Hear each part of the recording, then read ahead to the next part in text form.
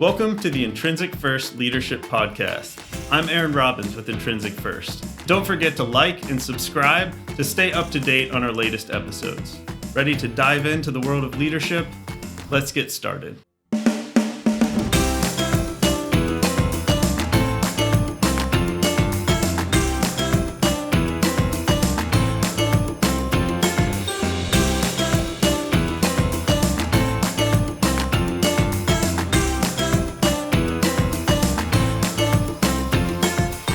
Thanks for joining us at the Intrinsic First Leadership Podcast. We have a special guest with us today, Mr. Brian Keller, and he is going to join us in talking about leadership and organizations and changing careers, and we're going to get into a bunch of various topics. So, Brian, if you don't mind, maybe start out by giving us a little background about yourself in whichever order you want, compared to the way we already did it without the recording on. And then we'll go from there. Great. Well, Drea, Jimmy, thanks for having me. Aaron, I'm not quite sure why you're here, but we'll get through this. It might not have been the first time you've heard that one. Even better the second time. We're going to still use it. That's what he thinks. Oh, gracious me. Damn. The background, I'll go as briefly as possible. And this time, I'm going to go in chronological order with the earliest starting first. And I think my leadership journey really started when I was growing up. My parents always owned their own businesses. And I kind of joke around that I got my MBA by the time I was 14, because every night at the dinner table, all my parents would talk about was running, at the time, was their restaurant. And then after that, they had a postal store. And after that, a gas station, grocery store. And my father's father also owned his own businesses, and he franchised out restaurants. That happened to be the restaurant that my dad owned one of those and ran it. So my mom handled a lot of the financials, and I was always amazed at her ability to multitask with numbers, because I'm dyslexic. So numbers for me are a challenge, but my mom could be smoking a cigarette, running a calculator with one hand and talking to you, usually grounding you for whatever you did wrong that week. She's a strict disciplinarian. Oh, one of those. Really talented. And I literally learned the perspective of business from an owner's perspective, because my parents never worked for anybody else when I was growing up. They were always running the show. So I didn't have that perspective. I didn't actualize that growing up. But that gave me an entrepreneurial spirit. And that played out a little bit later. I went to Virginia Tech, and I did Navy ROTC because I was scared to death of graduating from college with thousands of other people and trying to differentiate myself. So I thought I would just take what I thought was the easy way out and skip that and not have that anxiety of trying to go to an interview at 22 years old. And how are you special compared to somebody else? And I would think like, well, I'm not yet. I don't know anything. I had an awesome time at Virginia Tech, made the best friends from that military experience. Virginia Tech has a Corps of Cadets. So it's a lot like Texas A&M or like the Citadel, which is only military. Norwich. I actually visited Norwich. Did you? I graduated from there. You did? Yeah. Oh, fantastic. Yeah. It was too cold for me. We went in the middle of winter in Vermont. It was cold up there. It was really cold. But it looked like an awesome school. And the friendships I gained from that experience were especially from that freshman year, where they shave your head and it's like a boot camp, but it lasts for an entire year as a freshman. You really bond with the other people you go through that with. And what did they call you? A plebe? A rook? A rat. A rat. Yeah. A rat. I think they probably they softened the name probably now. It's not very steam building, is it, you rat? That was the whole point. That's exactly right. That's the whole point. And then I graduated ROTC in, I guess, 1999. I went into active duty Navy in the Supply Corps, the same community that Jimmy was in. It's the best community in the Navy. It was a lot of fun. It was absolutely more the business side of the Navy, which I didn't even know there was a Supply Corps going through ROTC. I wanted to fly, but my eyesight kept getting worse and worse. Did you throw up when you tried to fly like Jimmy did? I didn't know that. I did a midshipman cruise. I guess it was after my junior year. I went to Jacksonville, got an S3 squadron. I think I went up 5 times and I puked my guts out every single time. Every time. But I never had a better time throwing up. I mean, it was a lot of fun. But I knew that wasn't going to be for me though. So that's funny. I did the S3s and midshipman cruise too, and right on. I didn't throw up, but we did go through ejection seat procedures in the middle of the night because the pilot got vertigo. Oh, no kidding. And I was thinking I'm going to be the only midshipman that's ever ejected from a jet, but luckily the co-pilot in the S3 has the stick too, and he took over and we landed on the carrier. But I had a great time on active duty. I did 8 years total, 6 years active duty and 2 years reserve. And then when I got out, I went to Client Solution Architect, CSA, and I worked there for 14 years doing acquisition and program management for the Navy, which is in a lot of ways what Aaron and Jimmy are doing today. So we don't need to talk about all that is. I had various roles. I started on the, really from the bottom up. When I went to CSA, there was 10 or 11 of us. That's where I met Dave Hickey, who you had on the podcast very recently. So I did almost every job in that company except for like CFO, really. Wore a lot of different hats. So you said there was like 10 people there when you joined CSA then? Right around there. It was very early days. Okay. So only 10 people, and then it grew to like, you were saying 400 or so. A little over 400 by the time that I left. And I left there, I think about the last 2 years I was doing the COO role. And one day Dave Hickey called me up and said, I'm starting this company called Illyrium. I said, that's a fictitious name. What does that mean? And what are you doing? He said, we're going to be doing robotic process automation with the UiPath software. I said, that's cool, Dave. I guess that's the end of the conversation. I don't do that at all.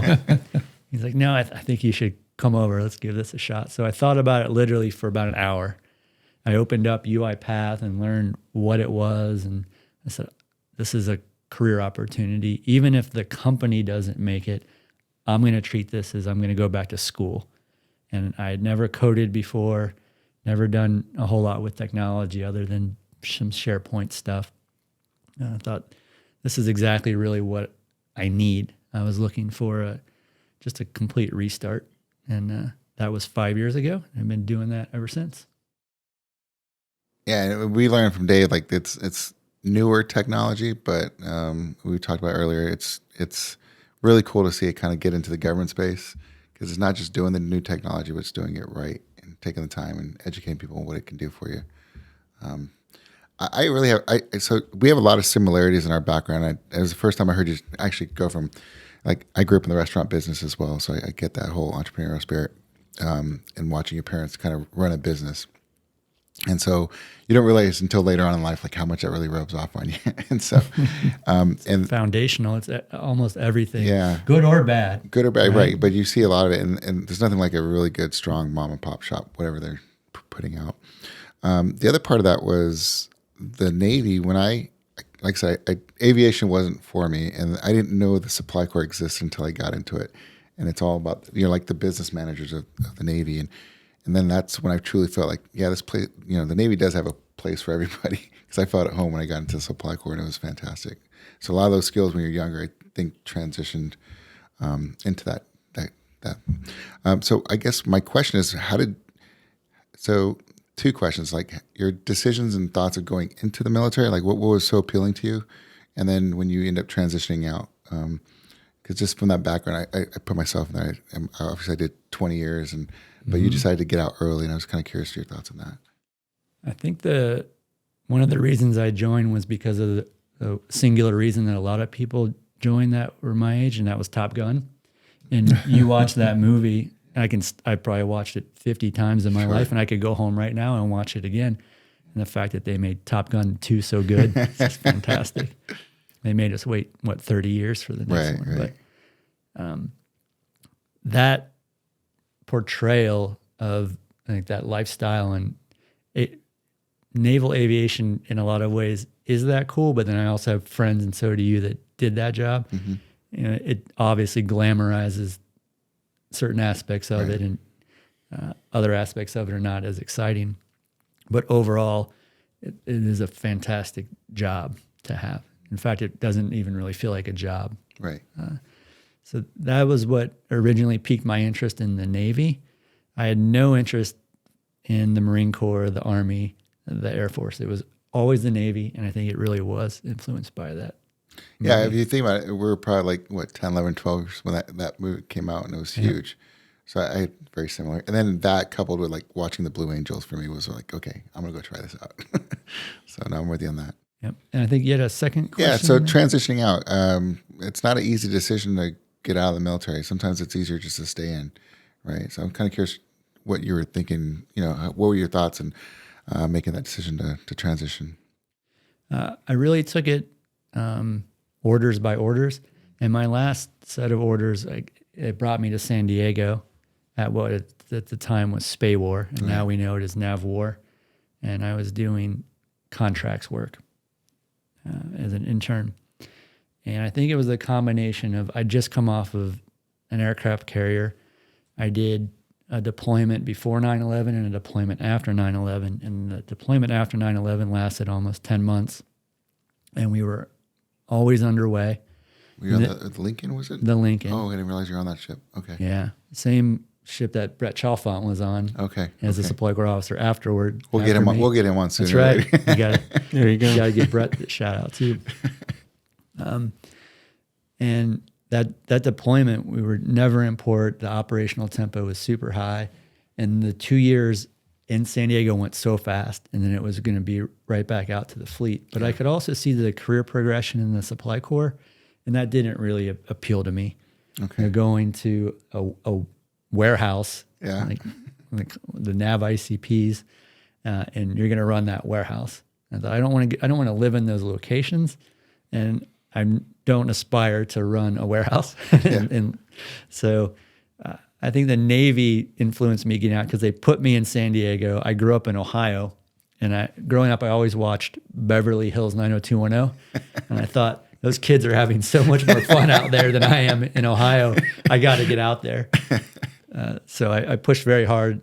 I was stationed up in Seattle, Everett, Washington, aircraft carrier. So I pushed really hard in supply corps school and for the instructors to get me out. So you did your contracting internship here in NAVWAR, right, or Spay War time? Yeah. And then, so I did mine up in Puget Sound. So my contracting internship. It's. So just to help you out, Dre and Aaron, the supply corps does an exceptional job of helping you track your career all the way to year 20, year 30, and you just got to basically check these boxes.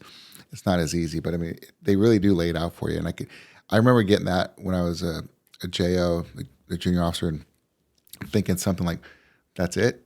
Like, that's it. Like, I mean, it was very tracked, and I was like, "Oh, okay." And I had different aspirations. I wanted to do the 20, but I knew that I wasn't going to go past 20. But some of our peers are still they're like senior captains, and they're still tracking, doing quite well. And there's a few gaps in that track, which like you can't be guaranteed to make admiral. There's just not enough, spots, right? But you can have a very successful career. And I just, being the entrepreneurial spirit, that wasn't very entrepreneurial in my mind. So now I hear you on that. It wasn't. And when you get Brett on, he'll echo the same thing that the community asked you to make a lot of sacrifices, and it was more like, we're going to tell you where to go next because we're telling you this is what you need to do for your career. Yeah. And I don't like being told what to do, and either does Brett. So yeah. No, I'm very proud that I'd never made it to Mechanicsburg or Norfolk. So I was fortunate enough to go to Italy and see overseas, but then coming back to the West Coast, we did a little bit of the East Coast, but I was not. Yeah, those are places that everybody has to go to make it. And that's great. And I thought I'd lived the Navy. I did the 2 deployments, both to the Persian Gulf, and I was in my early to mid 20s, and it was an amazing experience. I don't think I was ever more hyped for when the carrier pulled out on deployment for my first deployment, and this is an experience, and I'm gonna. And so in the military, you see a lot of good leadership and a lot of poor leadership, and I think. I mean, do you have anyone that stands out on any of those that you probably want to emulate, or maybe not? For the most part, I had excellent leaders, and they really took care of me. I could tell they were paying attention. I was the youngest ensign you can be, pretty much. I went to college, I went to supply corps school. Now I was out in the fleet, and I was even a year younger than most people by the time I got out to the fleet, because my mom decided it was a good idea to move me ahead when I was like in, I don't know, first grade or kindergarten or something. So. And you had an MBA at 14, right? That's right. That's right. She taught me well, so I had no problem. One of the things I wanted to ask you is, I think the question of transforming self is hard. People don't think of themselves as changing. As a matter of fact, I hear constantly in corporations that I work, things like the leopard never changes his spots, and that's today. Those are death. You can't say that to yourself today, because you've got to change, especially with all the technology that's going on. And so, were there life events or circumstances where you were you saw the value of transformation, and obviously you jumped into this and you didn't have any skills there? You just decided to say, well, no, it looks like a pretty good deal. But so what are some of the things that you might have pointed to that kept you spry and willing to change? I think a lot of it was driven by happiness, honestly. When I was contemplating Dave's proposal to come to Illyrium from CSA. Sure, it was not delirium. It was... That's right, Illyrium. Because if you named your company Delirium, that's... Sorry, I lost my head there. That would be a bad call. Yeah. I paused and said, am I happy? Should I stay with CSA and continue doing acquisition program management in some type of role? And I said, I'm not really happy. And I'm not happy for a couple of reasons. One is just that I think for me, I have to do new things a lot often. Every couple of years, I really kind of need a restart. I need a new challenge. When it comes to mastery, I think I'm slow at first to master a topic, but then I ramp up very quickly to the point where now I've mastered it and I'm bored. And I don't want to stick around for 20 more years and show everyone I mastered this thing. I'd rather actually put that away and go do something else. And I looked at kind of holistically, where were we going in business, in the world? Technology was starting to advance very rapidly, whereas it looked to me, this was my opinion viewing things, was that in the past you could go to college for a specific topic, we'll say like accounting, and you were going to be an accountant for the rest of your life. Technology did not advance at such a pace where you needed to really worry about that, and that's what people did. Your college degree kind of stovepiped you, and you did that. And I saw that starting to change because the younger generation was forcing that change. People are now not going to college at all, and they are getting paid $300,000 to make video games because they started coding when they were 7 years old. And people are not going to college but making a lot of money on YouTube, just making videos about playing video games. No, I struggle with that because my kids have friends that are in that boat, and they're buying themselves Teslas. And I'm looking at my kids are going to college, but I just think there's so much value in that. But you're right, the temptation to do that, and technology is allowing us to do that. And so now you really have to think twice, like what's the right move? And it's not the same answer for everybody. So I think it's changed. The dollar aspect of it cannot be overlooked because with generations prior, it used to be, oh, you're just goofing around and you're never going to make a living doing that. Right. You're just a bum. That's right. What do you say to your kid when it's like, you can't be doing that? You got to be more traditional, but they're making potentially more money, absolutely more money than you did at that age. No, that's so TikTok. I remember TikTok first came out, and my son had a friend who's jumped on TikTok and he started making these videos, and I was This is Jules? Yeah, Julian. One of Julian's friends is doing these videos, and I even watched a couple. I'm like, this is trash. No, you're not going to do that. Like, I didn't want my son to do that. It was just, we watched it. We're like, dude, there's no way. Like, the kid was brilliant in the sense that he figured out the algorithm. So he would say like every girl's name, because then that would trigger if your name was Jennifer, you'd be watching his TikTok. Or he'd say like, if you got blue eyes, green eyes, and so now if you had green eyes, it would trigger, whatever the case. And the kid starts making like $10,000 a month off of TikTok videos, and he's buying himself a Tesla. Really? He's moving into a house. He at the time he moved in after they graduated from high school, and he moved into a TikTok house. It's just a bunch of people making TikTok videos, a bunch of his friends, and now he's buying his friends. Which Julian at the time kind of separated because he went to college, but then now his old buddies are all going to flying to Miami to do a party because this kid's paying for it. Yeah. It was amazing how but the world has changed. Now, for me, I'm not going to get on TikTok, and I'm not going to start a YouTube channel. But what I see is that for the boomer generation, with regard to technology, they're okay. A lot of them are not adopting, but they're close to retirement. So they can say, I'm giving technology the Heisman. Mm-hmm. I'm set in my ways. I'm not changing my spots. Yeah. So just for clarity, like this, let's erase TikTok and now let's talk about RPA, because it's the same concept. Technology it's changing. It's allowing us to do more things, to be more productive, if you will. So, and that's where you're kind of faced with this question: do I want to go learn something new? Right. And I think I'm in our generation is in a unique spot. I'll turn 47 in a couple months, and I look at the boomers and I say a lot of them are not changing, and they're going to be all right. They're either retiring or they're already retired. Then there's our generation in the middle, and then the younger generations coming up, and they are technology native. They've had a cell phone or an iPad or something in their hands since they were old enough to hold it. Yeah. The parents are giving them that, which is a completely different topic altogether. But they're learning to code. They're taking classes in elementary school. Exactly. So they have a mindset that I think is much different than the boomers, and that mindset of I'll go to college, I'll learn something, and I'll do that the rest of my life. The younger generations don't think that way at all.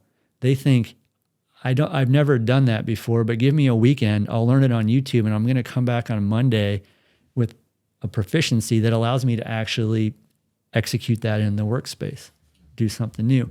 So I was looking at that and those perspectives, and there's me in the middle, and I'm thinking I might get trapped here. So when Dave introduced the option to go the technology route, and I think RPA, or robotic process automation, in a lot of ways was like, they talk about like entry-level drugs. Like if you start marijuana, that might lead to cocaine. Yeah. I'm bringing this back around quickly, don't worry.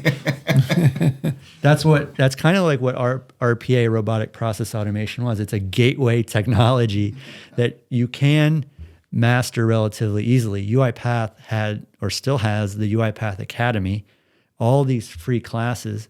So we started this company. It came with no paycheck. And I'll never forget, like day one, we have no customers. Dave didn't say, we're starting this company and we have an investor that's giving us $1 million to pay for our salaries. That didn't happen. He didn't say, and I've got 7 customers lined up, we'll be all right. We had no customers. So I just started that journey of every single day.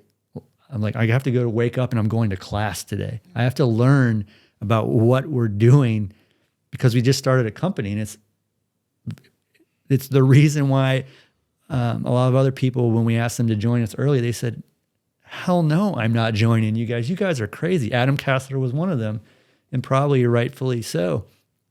Aaron was in that bucket. He's like, I know you guys. None of you know this stuff.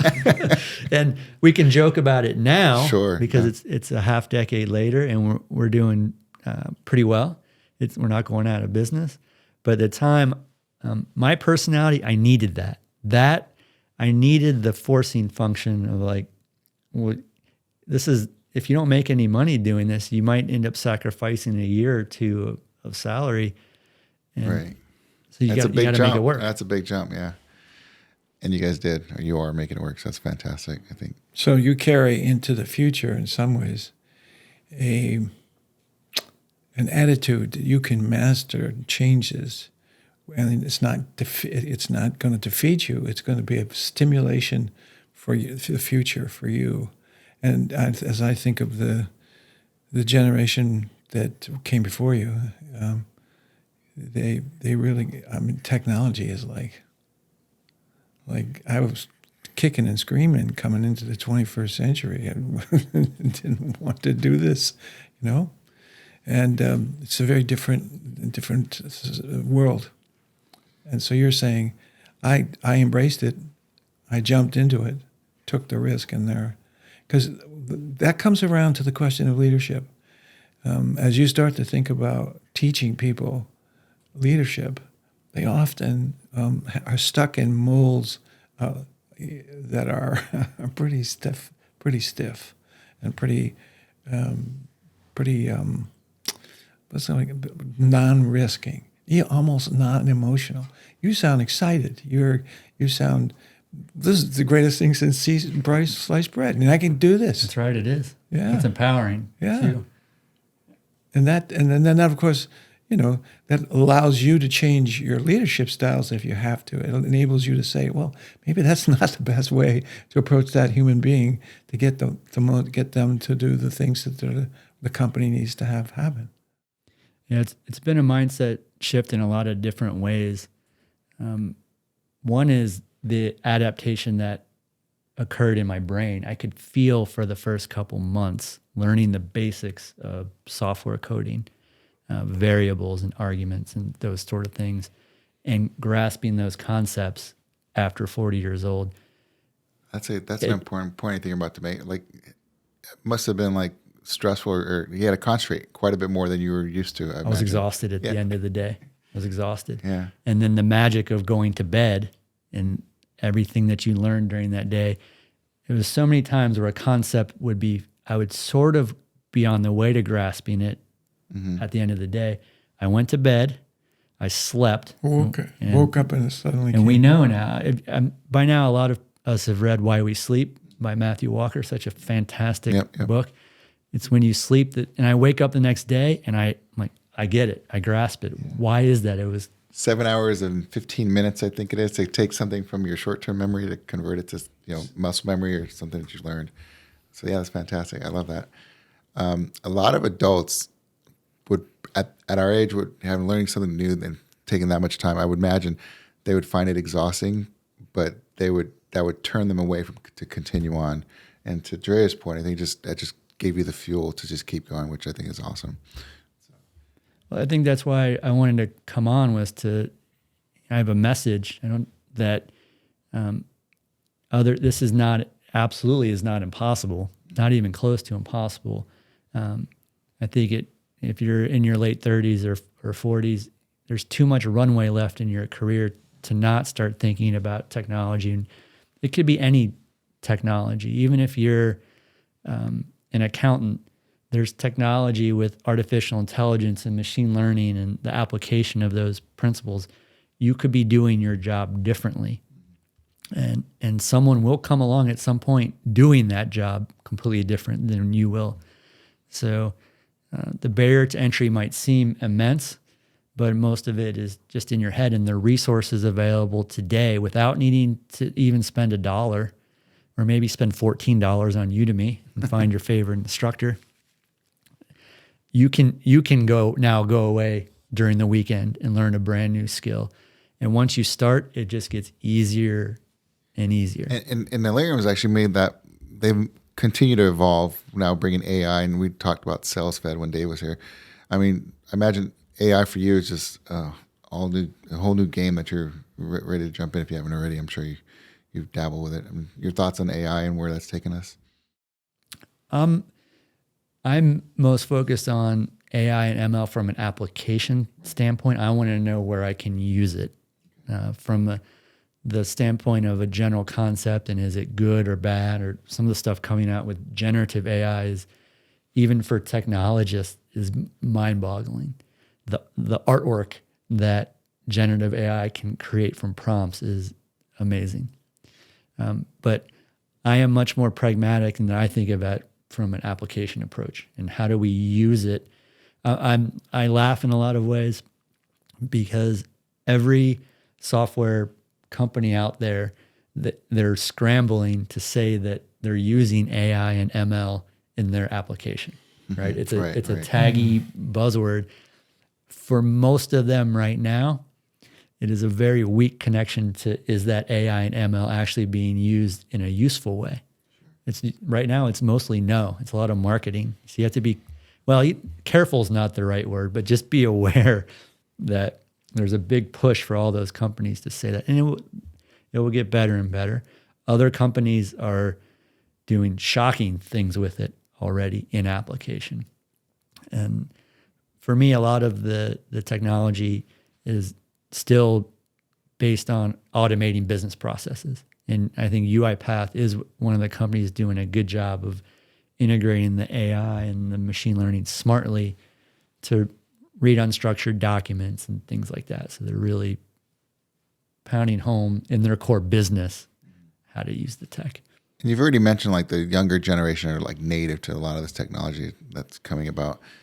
Bringing someone like that onto your team, because I remember one of the things you told me when we first met, and if there's a millennial and then there's a supervisor that's a baby boomer, you got to be careful because there's just a huge generational gap in the way they lead and the way they take instruction for the younger generation.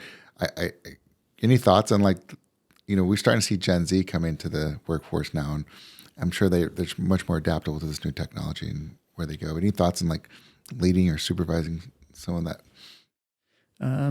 As I said before, I hired Adam Kassler to do all the leading. So maybe you guys can have him on and you can talk to him about that. But no, I'm kidding. Yeah.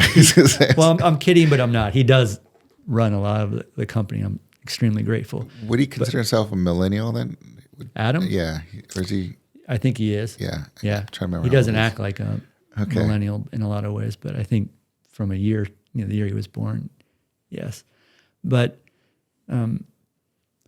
Illyrium is very small still. We're under 15 employees.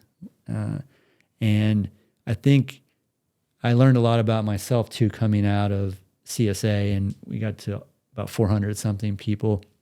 And that was that for me personally, my future is not in leading and managing large companies. My least favorite jobs were the last jobs as I was quote unquote moving up through the organization. I felt isolated and disconnected from the doing. And I also didn't like, in some ways, being judged by employees that they don't really know me. What I loved, my favorite job was the West Coast director. When I took that job over, there was 30 of us. And I'd already been with the company for 7 years. I knew everybody personally. They knew me. So when they had questions about what I did as far as policy or why we did things a certain way, there was a relationship there. And I didn't mind at all being judged or questioned by people that knew me.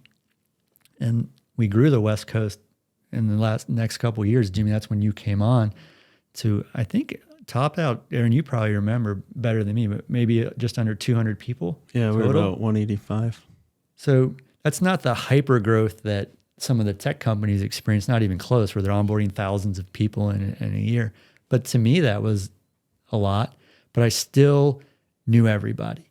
And then as the company grew and I was asked to manage the other regions where I didn't know the people, I didn't like that. I thought I was too far away from the doing and not influencing the doing. things you like to do. Yeah. Right. So it was knowing that about myself. And I think there is another point to maybe transitioning, whether it's technology or just taking what is thought to be a step back in your career, because I think there is pressure to be always moving up in an organization. And if your job title was X in your old company, that you would progress and you need that job title or better in the next one. I threw that completely out the window. I said that those job titles don't matter to me. That it's not making me happy just to move up in an organization at all. So I took a complete reset and went back to really doing on the floor. It sounds to me like you got to understand how you work and how you tick, what makes you happy, which is, well, first of all, I really liked what you had to say. And so you've latched on to the sense of where you're comfortable, what you're doing, and it's meaningful to you. It's not just comfortable, it's probably meaningful to you. One of the things that I think is happening, I'm fearful, so I look at leadership these days, is that leaders are afraid of emotion. They're afraid even to be joyful, even to reflect that kind of thing. And there is a condition that leaders get into called alexithymia, which is basically just completely devoid of emotion, the expression of it, the desire to be joyful, those kinds of things are, and it also bothers me because what you have is some of the young kids so involved in the technologies that they love, the games to start with, for example, that they really don't have an inner life and really don't come to grips with the changed emotions that get, because you handled change pretty well from what I could hear, and you knew where you were, and you jumped in there with both feet. So I was going to ask you, are there some things that you can see down the road that make you fearful of the generation following you in relation to work? The answer is yes, but it's harder for me to put my finger on why, which is really gets back to your question, Jimmy. What's the managing the younger generations? I don't see things from a holistic standpoint. I don't do like a study or read the studies like you guys do. You take like more of like a clinical approach to answering, a scientific method to answering the question. I just see things. And I think the challenge is that the older generations, that typically what used to happen was as you worked up through a very hierarchical company, you came into leadership later. Mm-hmm. You got to earn your stripes. And that is just, for a lot of the tech companies especially, that's thrown out the window. Yeah, you're right. You're absolutely right. Keep going. Don't mean to stop. So there's one aspect that if you are in your 40s and you're being managed by someone in their mid-20s, that happens now. That used to never happen. So in that case, you're flipping the script, and you have to say that, how do you react to that? And Hollywood's made movies about it, and they're funny and everything. But there's a certain sense in me, at least, that I don't have an issue with that, because a lot of the times that script has been flipped because of technology. The person who is 28 knows the technology better than the person that's 40-something. But if, in a more traditional sense, if you're in your 40s and you're managing people that are coming up, they're in their early mid-20s or early 30s, there are definitely challenges. The generational gaps are real. And I think it's equally important that as the manager in your 40s, you need to be open to new ideas, completely open, and not just say, I'm that old kind of command and control, I'm the boss, this is how it's going to go. That seems to be working less and less effectively as the years go by, especially with the younger and younger generations. They don't seem to have that same respect for positional authority. They don't seem to really care what your job title is, or even that you're their boss. So you have to figure out a better way to connect with them. And that's tough if you're managing people and technology you can't even understand or do or model. And so you lose the respect of the... Yes, because you have lack of competence with that younger generation. Goodbye. Yeah. So the way around that is first to actualize that is true. Someone working for you probably knows more than you do about the topic. Yep. So you need to approach that from the perspective of teach me, or I respect the fact that you know more than me. And I want to acknowledge that right up front, right? Billy, that's awesome that you know more about this. Help me get better. I am interested in the topic. I want you to teach me. unfortunately, the closer that individual is to retiring, the less likely They would say that. Yeah. Because like you said, Very they could threatening. give the Heisman to all the technology and the younger folks coming up. But the closer you are to that generation, I think the more you realize, like, no, this is important. I need to learn the technology, and I need to kind of work with this person, no matter what age they are. I love your insights, by the way. I've always appreciated your insights. Don't ever sell yourself short because you don't read the articles, because I think you have a lot of really good like application, and you have really good intuition when it comes to people. When I first met you at NavNet, and I think Aaron came with the same, but you were the first one to ask me a question about, and you knew my resume because Supply Corps, we had a similar background, and you asked me a very poignant question like, have you thought about X? And it was, whatever the question was, the way you asked it to me was like, he actually read my resume. This is great. And it was only the first, few minutes, but that's always continued since we've known each other. And I always appreciate, we always talk about generations and how so I enjoy those conversations as I am today. I think, and I kind of really curious everyone's thoughts on this, the younger generation, the younger people coming into the workforce, because they're so ingrained in their phones or technology, and I believe that what they're lacking sometimes is simple human element of communicating and connecting, right? And that's where I think we as an older generation can actually help those younger professionals not just do better, but just to become really good at what they're doing.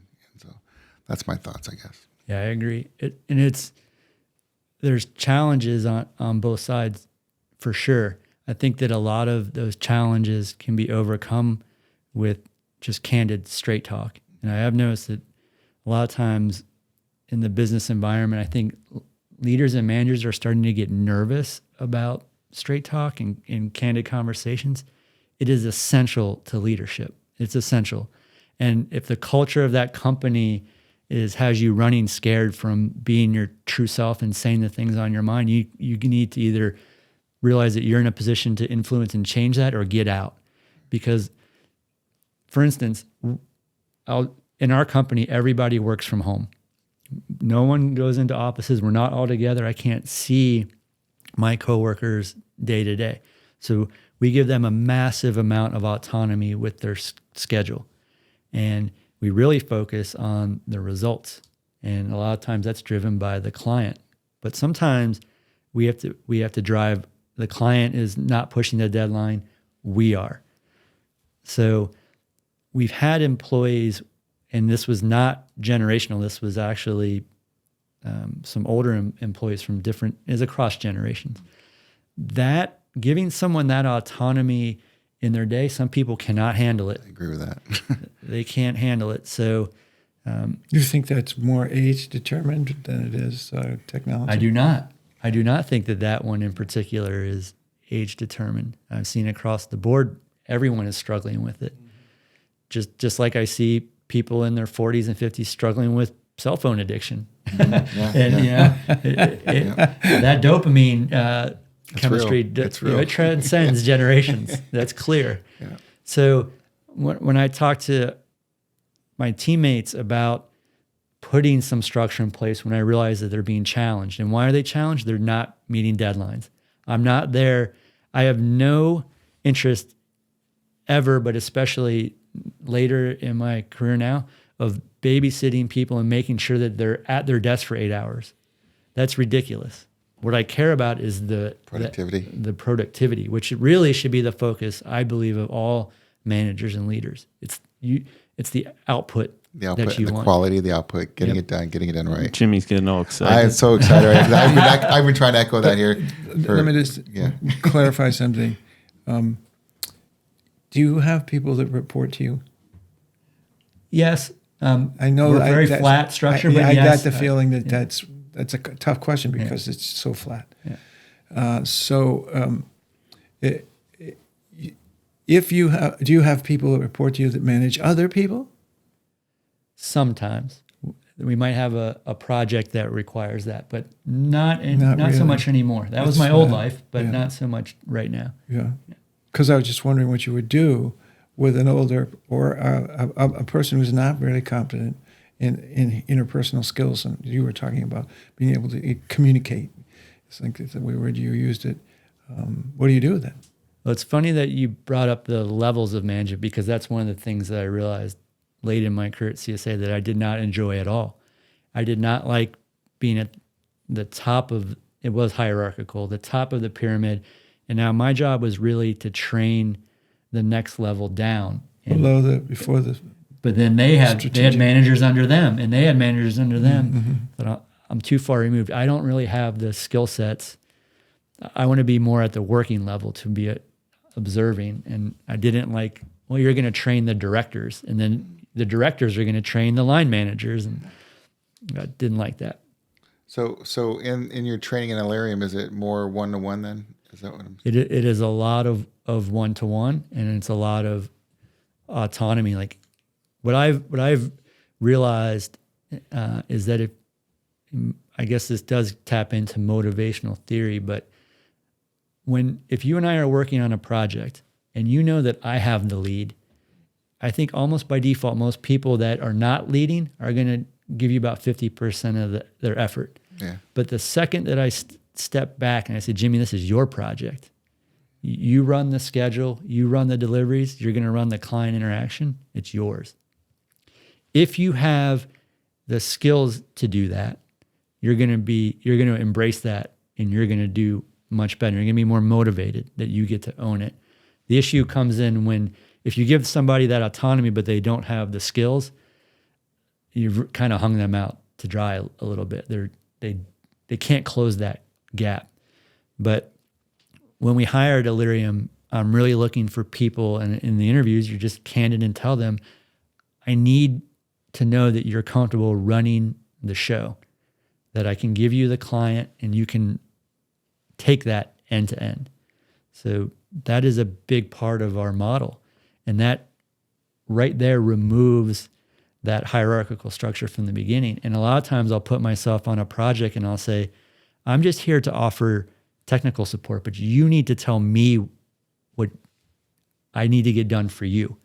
I'll build this part of the automation or whatever, but I'm not driving the schedule. I'm not driving the communication with the client. You've got it. And that's worked extremely well for us. And for me, that's my happy spot. I'm in a much smaller team. There's no bureaucracy. There's very little gossip. We're really just focused on the results.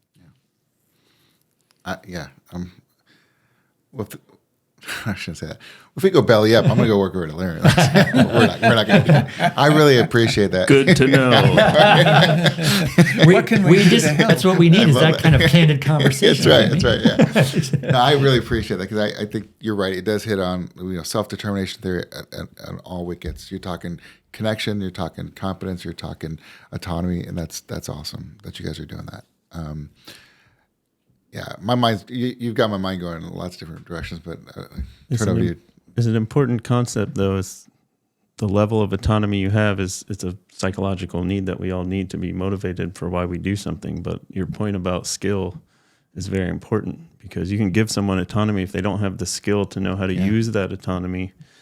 It's not going to be helpful, at least not in the long run. It's kind of like you have a little child. They're trying to teach how to ride a bike, So so you just, well, if I want to give that child autonomy, but what you don't do is you just put them on the seat and say, here's the handlebars. Listen now, I'm going to let go, and I'll meet you at the bottom of the hill. Yeah. Well, and that's where situational leadership. Well, that's where some sensibilities have to arise. You have to understand where they're at. But the idea is that they know how to ride the bike, though. That's the idea in this. And I know if you're doing the one-to-one, if there's something that they feel comfortable enough saying they don't know how to do, then you give them the training, you'll help them learn the skill, right? So that seems like an open kimono for everyone there.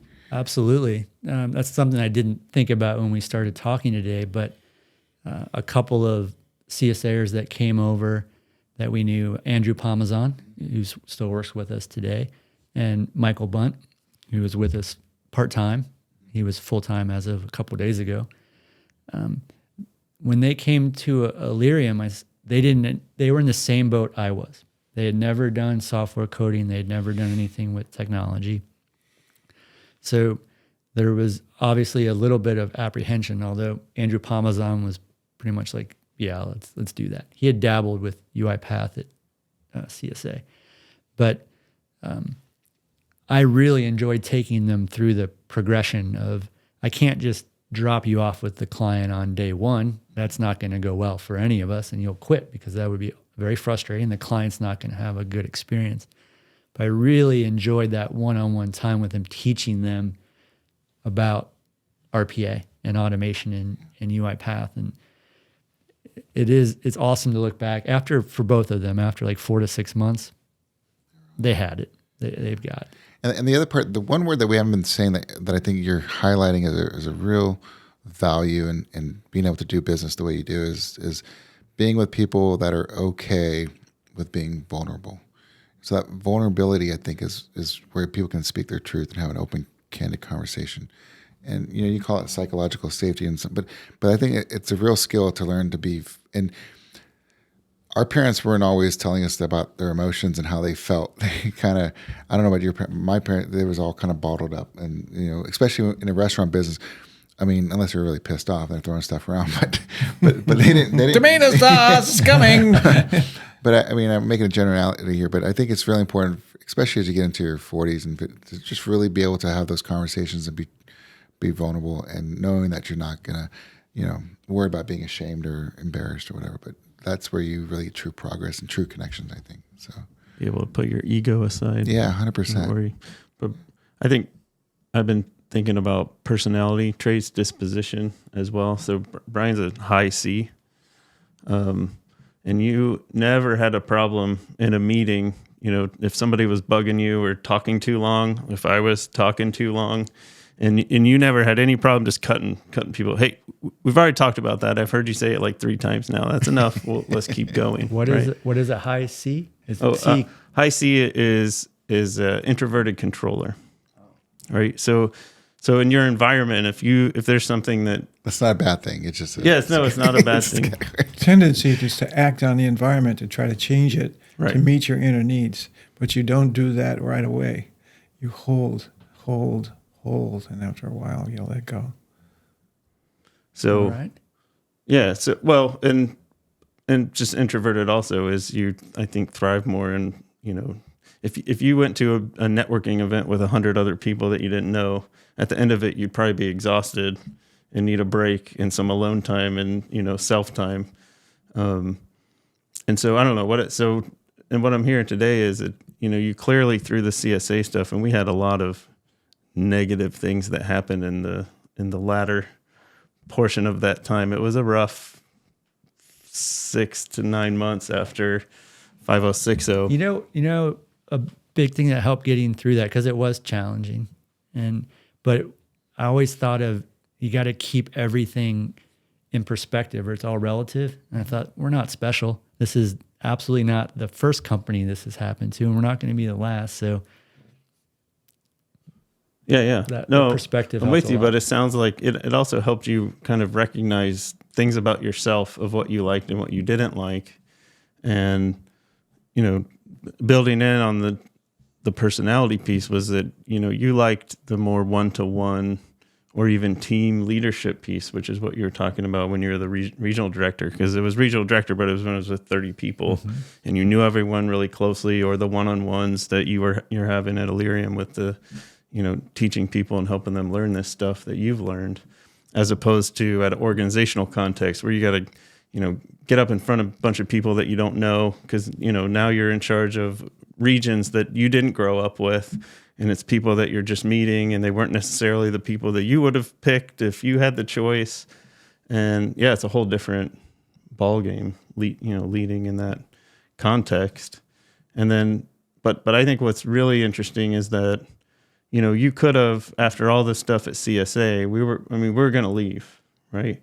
We were kind of done with all that stuff, but you could have just gone right back into another CSA startup type of company in the same industry, because it's more comfortable. But you instead embraced the whole digital thing, something you didn't know anything about. I think that's what's pretty interesting. And I think there's probably a connection aspect to that, right? Because you knew Dave and you knew the people, so there was a huge connection there. But I think there was also some kind of leap with the digital piece. And maybe it was something you felt you needed to just learn something new. And well, I think if you look at your values of connection and being in whether it's a small group, it's being to have that connection with people, and then you have this other value of like just learning something new. And I think that all just came to align when Dave approached you and you thought about it. I think those are. I mean, it wasn't a no-brainer. There was some thought, any kind of leap of faith. Going into a company that does not bring in any revenue and no customers, no technology still trying to be developed. It was the sales pitch was weird. How'd you like a job? We can't pay you for.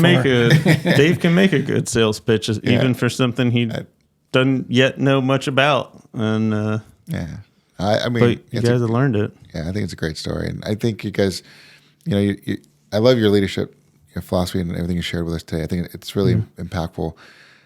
I know our viewers watching this will get a lot out of it, and so. Yeah, are we almost done? And let me just be clear: the piece of I always appreciated that, and I think I learned a lot in meetings of how to shut my mouth when I needed to, and when to talk when I needed to because of the feedback that I got from you, because it was straight and we could talk and it built trust. And I've tried to emulate it, but I'm not as good at it because you and I are like on opposite spectrums when it comes to accepting and controlling. I remember one time we were driving together and you told me to turn off my blinker while we were sitting at a red light because it was annoying you. You're like, dude, you don't need the blinker on until you start going. Turn it off. So Aaron and I have had conversations when we had difficult conversations with employees, whether to hire or fire or let go someone. And I remember we would have conversations like, how do we want to do this? Well, here's how Brian would do it. Or this is how I would do it. We had different approaches. Different approaches of tackling the same problem. Planning, communication, and how we in the government. We never did that. We never thought through how we were going to communicate some issue or event. And so when I got to CSA, and you were the one that kind of put us through. Hey, we got to let this person go. We got to think through the whole communication plan. Who are we going to talk to first, and then what, and then how are we going to sit down with the employees and make sure that they all know about it. And that was something I think, unfortunately, pretty unique, which I think everyone should be doing, because when you let someone go for good reason and you've given the effort to help them try to improve and it just didn't work, if you just ignore it and you don't tell anybody and then everyone else is wondering what's going on and then they make assumptions about it. And so, I think there was a lot of things we did really well at CSA that I learned. I think that's potentially the biggest challenge facing companies right now. And one of the neat things about Illyrium is our consulting engagements, we get to work with a lot of different companies, and you get to work with a lot of different people within those companies, the IT team, the business side, the executives. And you sit on these, now they're Teams calls, a lot of them, and they lack a lot of that candid, just straight talk conversation. And and what happens a lot of times is that the kickoff meeting will occur and you've got the whole company in there together. That meeting ends and then people will call us one-on-one to tell us what's really going on and how they really feel. Yeah. I'm like, that's the challenge, right? You can have the strategy locked down and know where you want that company to go. But in the execution, if people the culture doesn't support that, if there isn't someone either just showing by example, and I think some of that is, my mom taught me that. I didn't even think about it. It's just the way that I am. But people see that around like, oh, it's okay to be like that. And in fact, that's encouraged. That's how we do things here. We talk about this stuff. And I remember, you and I had it wasn't you and me directly, but somebody else would be involved. So it'd be the three of us in the room or the four of us. And we would really have to get to the root of the issue. And you could see how uncomfortable that made people at first, because they weren't used to being confronted and saying, I think you feel like this. Tell me that's not how you're feeling right now. And I'll tell you why, if that's how you're feeling, that is unproductive to where we're trying to go, because he knows you feel that way, but you're not saying it. That's awesome. Yeah, those are hard to have especially if you've never been in a conversation like that. and whether you're a supervisor or subordinate, like that's a very It's a difficult. huge skill. Yeah. It's the conflict resolution stuff, being able to have. And the more you do it, it gets much easier. Well, it builds trust too, right? So you could do it more easy with those people. But yeah, well, and what's super important is being able to define that and explain it, set those expectations so that people, understand it. And then, but you got to learn it. I think it's a skill to be able to do that. And most people, man, especially in the defense space where we are, they avoid conflict like that. Because they have all kinds of assumptions about what it's going to do or hurting people's feelings. They're always worried about what the other person's thinking. What's the other person's opinion? Yeah. I do make the joke that passive aggressive is a leadership style in the government. They've codified it. You see a lot of that. You do, no Great doubt. comment. Yeah, 100%. That's true. Well, I think we could we're right at an hour. We could wrap this episode and with a good joke. I don't know if you brought any other jokes to tell with you, Brian, or My jokes are not appropriate for this podcast. Oh, audience. Yeah. man, do they have bad words or they're just really dirty? Most of them are a little lengthier too. Well, Dave's joke was pretty long, but it was a good one. You don't happen to have a joke about golf? Seems like all of our guests so far have had Cows. or McGregor. cows. Yeah. And McGregor. That's McGregor. Was that the bridge builder? Yes. Yeah, He knows the joke. Yeah, we can't tell that joke on the podcast. I think we just did. Most people. Oh, God. Yeah. I'll pass on the joke, but thanks for having me. This was awesome. Drea, Jimmy, do you have a joke? So why did the turkey pass on dinner at Christmas? I don't know. He was stuffed. Yeah. Yeah. All right. Oh, what do they call what do they call a duck at Christmas? A duck at Christmas. Yeah. A Christmas quacker. You got to hit the button again. Oh, perfect. Sorry. All right, very good.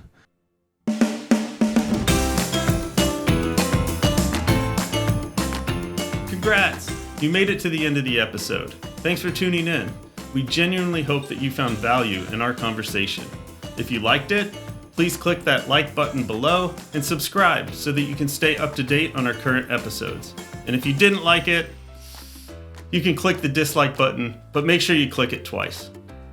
We're eager to hear from you, whether it's your thoughts, questions, topic ideas, or if you're interested in our leadership training and consulting support. Leave us a comment below or reach out to us directly at info@intrinsicfirst.com. We're open to any and all feedback. Thanks again for joining us. We look forward to having you back for more insightful leadership discussion. Until next time.